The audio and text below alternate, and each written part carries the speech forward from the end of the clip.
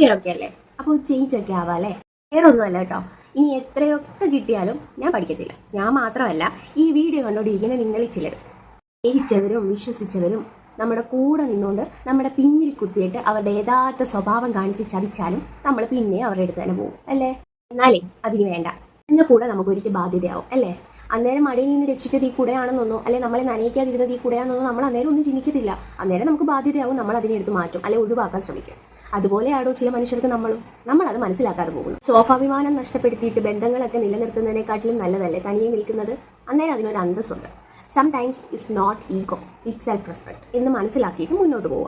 ഇനി എത്ര വലിയ ബന്ധങ്ങളായാലും അകലം പാലിക്കേണ്ടവരുടെ അടുത്ത് അകലം പാലിക്കണം എന്ന ഒരു യാഥാർത്ഥ്യം നമ്മൾ എന്ന് മനസ്സിലാക്കുന്നോ ആ നിമിഷം നമ്മൾ മാറണം.